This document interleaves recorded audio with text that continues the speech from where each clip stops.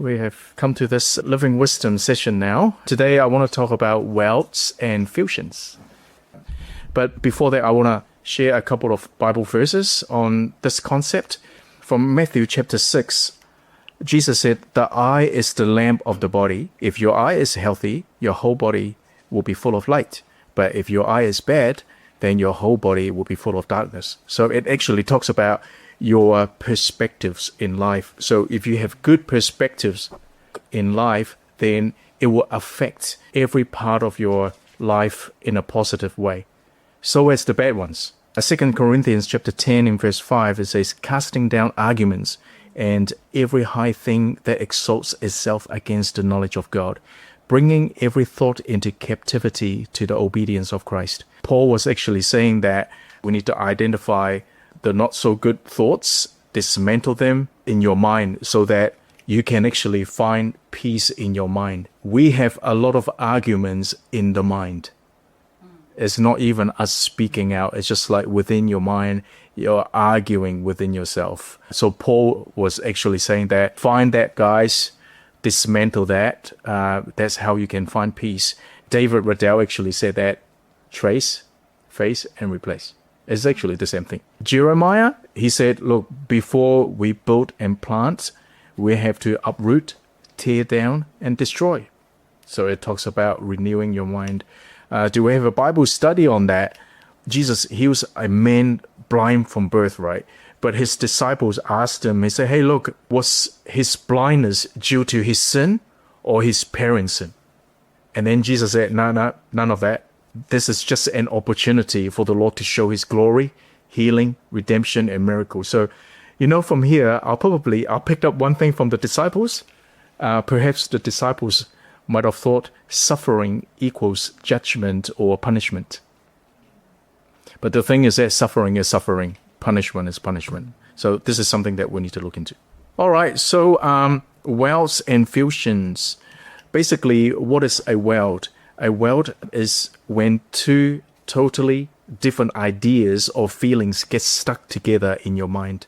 Things that were supposed to be separate, but somehow they became glued together in your mind. And this usually happens because of a big moment you went through the first time around. It's called the first imprint. And this experience fuses the two ideas or the two feelings into one blob. And that affects the way you see things. We call them faulty connections or defiled connections. So think of two metal pieces welded together. They were supposed to be separate, but somehow they've become one. And when they are joined together, neither is quite itself anymore. And if you don't deal with it, you will find yourself being confused, emotionally flooded sometimes, or even get stuck to the point that you can't grow up the way you could. And it's actually called arrested development. So imagine an adult throwing a tantrum like a 5-year-old, right? That is some sort of arrested development.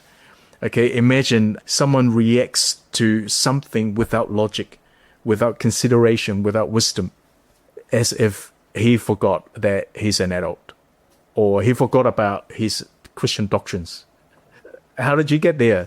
Well, because somewhere in your mind or somewhere in your life, you just stopped growing in that particular area, right? You could be in your 20s, you could be in your 30s, but in that area, you are still acting like a 7-year-old.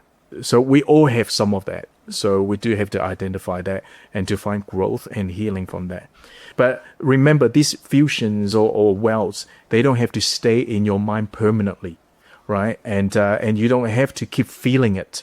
As long as you can recognize it, pull them apart, and you will actually start feeling cleaner in your conscience, freer in your spirit, or clear in your perspectives or perceptions. So it's always helpful. Now, I want to give you a life example from my own childhood. I have to talk about me and my dad, okay?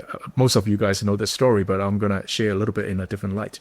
So my dad used to tease me at dinner table almost every night, repetitively.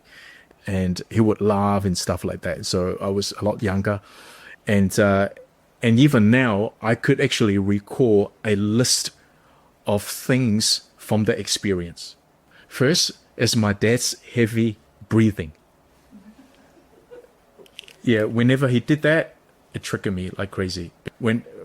He would go like, and I knew he would have something to say about me, right?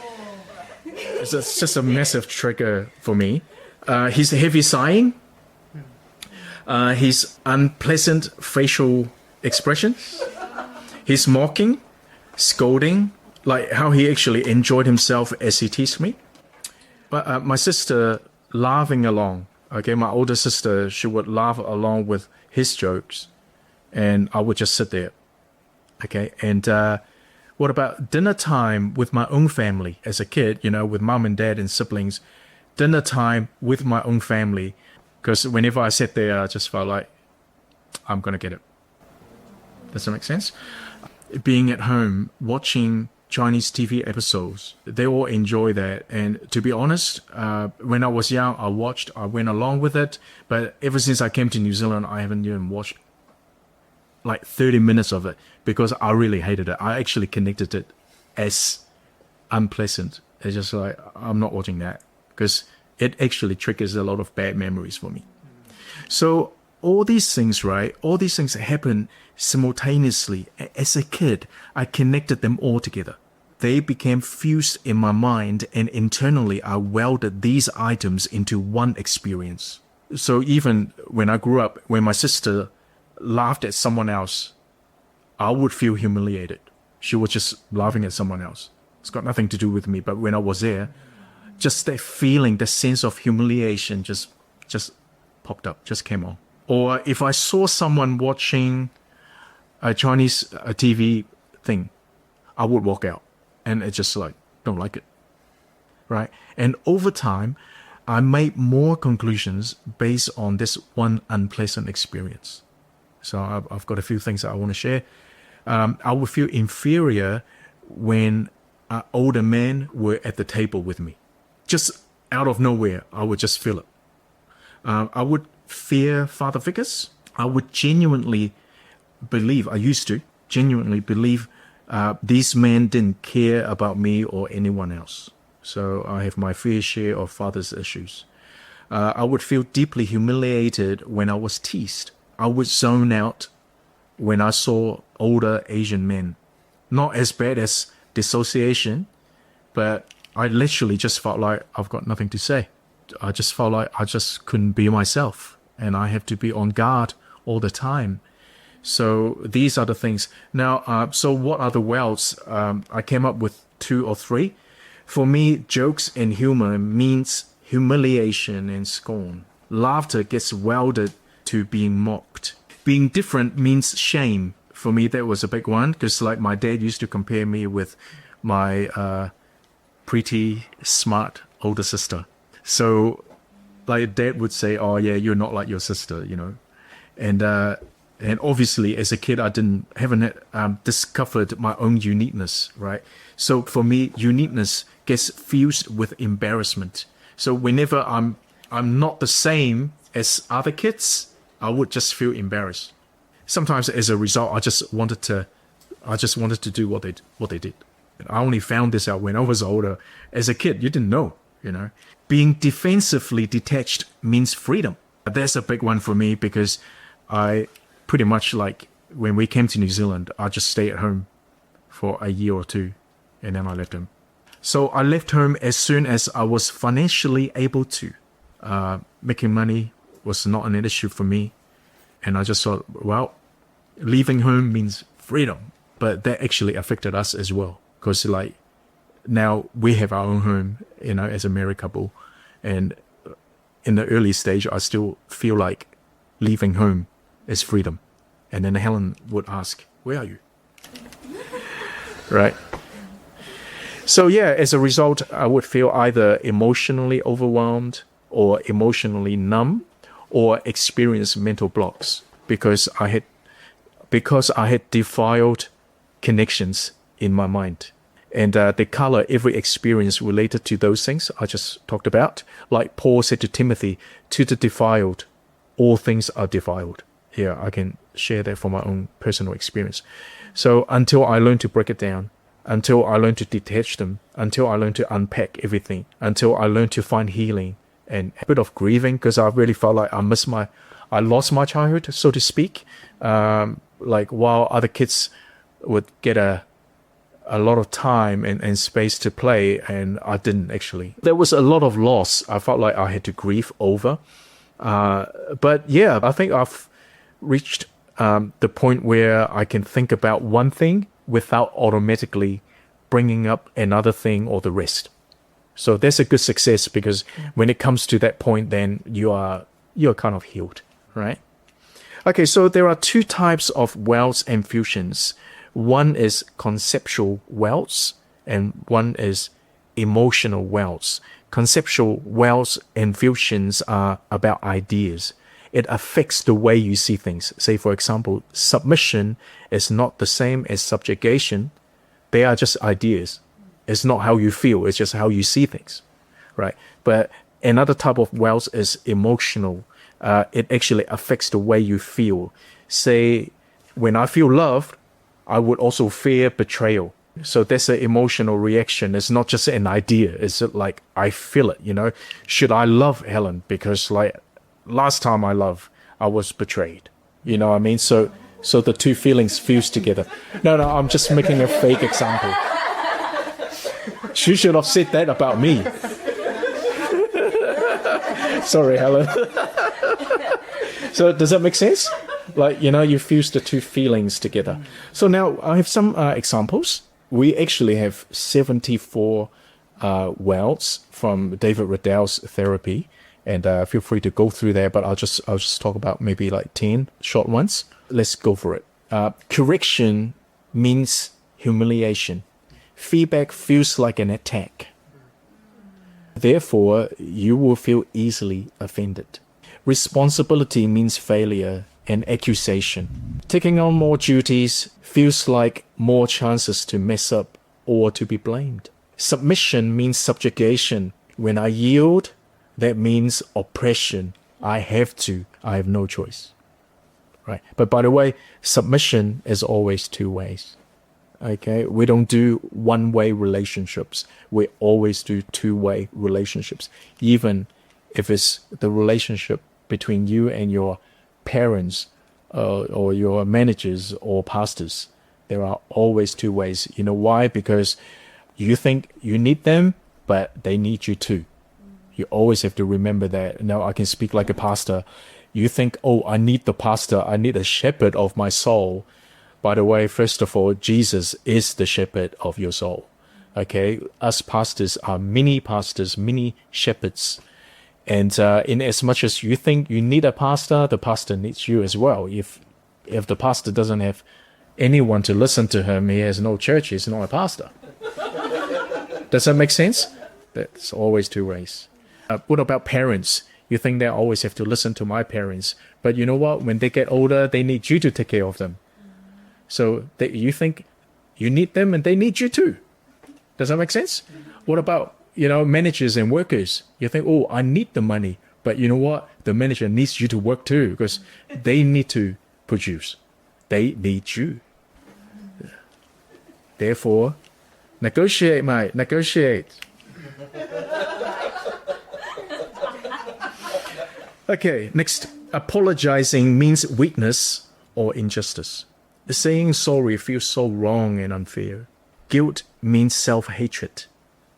Feeling bad about myself feels like I have to condemn myself. Okay, guys? Guilt is only guilt. It doesn't mean you need to self-harm. It doesn't mean you need to hate yourself. It doesn't mean you need to incur judgment on yourself. Right? And that's why when you feel guilty, you go to the Lord. Okay? The Lord forgives. But a lot of us, we take it on into our own hands. I must judge myself first. I must hate myself. I must punish myself first. No, guilt is guilt. Self-hatred is self-hatred. Don't fuse the two together. Confidence means arrogance. Self-assurance feels like pride. Feeling misunderstood means punishment or rejection. People don't get what I say feels like a penalty. I need them to get me. Right. Feeling unheard means powerlessness or non-existence. Not being listened to feels like disappearing. Pleasure means guilt. Enjoyment feels spoiled or corrupted by shame. Have you heard of a thing called the pastor's guilt? Even when the pastor goes out for a long holiday and he still wants to preach elsewhere. And I used to do that. Oh my God. My wife Helen says, stop it. You go on a holiday, you go on a holiday. Stop thinking about you are a pastor. Your identity is not a pastor. Your identity, right? Because like a lot of pastors, they rooted their identity as a pastor. No, they're not. Okay, it's only a role. And that can change. Okay, I'm going to finish with a couple more. Relaxation, recreation means wasting time. Vulnerability means weakness. Trusting means being naive. I got conned last time and never again. You know what? When you close off one part of your heart, you also close off the entire heart from experiencing joy, love, trust. So you need to open up your heart and find healing. Yep. Oh, this is a good one. Assessing means judging. You can't talk about that person. No, I'm describing what happened to that person. I'm not judging him. Right? Saying no means never. Patience means passivity. Waiting feels like giving up altogether. Unable to sit on your hands. You just want to rescue. And being patient sometimes just means you have to sit on your hands. Just wait. Have you ever thought about why the Lord didn't show up as soon as Adam and Eve touched the fruit? For us parents, they will say, slap. I told you, you can't eat the fruit. You can't even see the fruit. You can't even touch the fruit. The Lord didn't do that. The Lord was actually, in the book of Psalms somewhere, it actually says that the Lord hid himself. He wanted to see how Adam and Eve would react out of the character of God, out of what they learned. Yeah. Interesting, eh? Faithfulness. Well, I think that's me. A good, quick 20 minutes. And I've got 4 sets of 74 welds. So what should we do about this? How are we going to break out? 3 groups, numbers. Or do you want to do some immediate feedback first? Or Any questions? any questions? Thanks for sharing the story. Right. Yeah. I'm sure every one of us will have 1 or 2 of those. It's interesting what you breaking it down, because I think a lot of us would never have thought about all those supplements, Right. just the sigh or the breathing. Yeah. Yep. Yes, Sarah? Yes. Is that like you had an experience and you develop a thought about it and then you have a bad feeling? So is the thought and the feeling fusing? Yes, that can happen too. Absolutely. Yes. Questions now? Can fusions or welds be a good thing? Yes. Helen can join. Well, if you join the 2 ideas together, say like working is enjoyment, or working is rewarding. Some people might think, I work like a dog, I don't get anything. Right. I associate Malaysia with holiday. Like you can have good associate a place, a church, a friend, an experience with something positive, something good. That's a good well. Also, like safety, right? Like if you touch your hand on the stove and you burn yourself, you'll fuse that thing to like, don't do that. That hurts. That's a good one. Yes. So the answer is there are good welds and good fusions.